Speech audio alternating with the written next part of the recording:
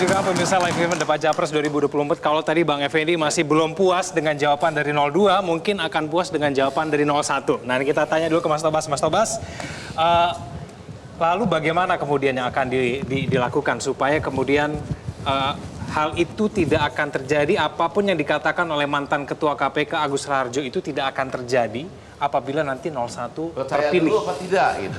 Percaya atau tidak dulu? Percaya dulu apa tidak bahwa itu ada gitu.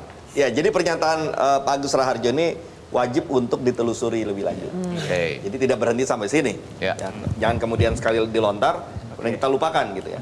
Jadi harus kita telusuri lebih lanjut Ya. ya, untuk melihat apakah ada nilai kebenarannya di situ. Ya. Ya, kalau misalnya ada nilai kebenarannya, ya itu berarti suatu hal yang sangat krusial, penting, ya, karena bisa jadi skandal.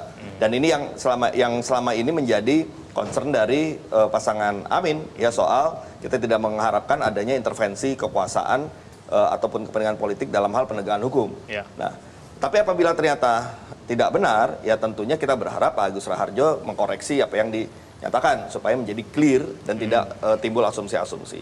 Nah, cuman memang masalahnya adalah peristiwa yang diceritakan oleh Mas Agus Raharjo ini terjadi dalam ruang tertutup yang mungkin orang-orang yang terlibat di dalamnya hanya orang-orang yang hadir pada saat itu.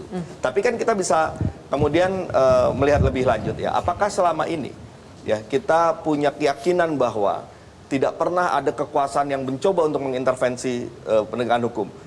Tidak pernah ada kekuasaan yang mengintervensi KPK misalnya. Nah, ini kan ada keraguan.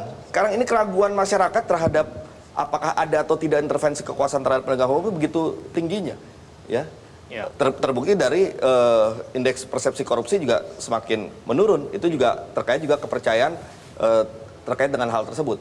Nah, oleh karena itulah maka ya tentu kita harus pastikan ya kekuasaan ini harus menghormati penegakan hukum. Oke. Di satu sisi. Di sisi lain, ketika ada penyelewengan, negara juga justru harus hadir di situ ya untuk meluruskan kembali hal-hal yang keliru dilakukan dalam hal proses penegakan hukum ini. Nah, ada satu hal yang penting ya.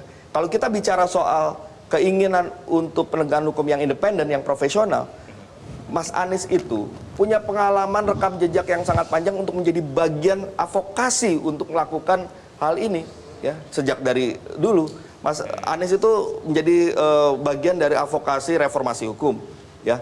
Kemudian bersama-sama dengan masyarakat sipil mendorong pemberantasan korupsi ya. Mas Anies ini adalah deklarator dari Gerakan Rakyat Anti Mafia Hukum dulu waktu kasus Gayus ya. Kemudian waktu Cicak Buaya itu sebagai anggota dari tim 8 ya, kriminalisasi pimpinan KPK. Artinya dengan pengalaman itu ya calon pasangan Amin ini sangat tahu apa yang akan dilakukan. Kenapa? Karena sangat tahu masalahnya dan itu sudah pernah dilakukan dengan rekam jejak yang lama ini. Oke. Jelajahi cara baru mendapatkan informasi. Download Metro TV Extend sekarang.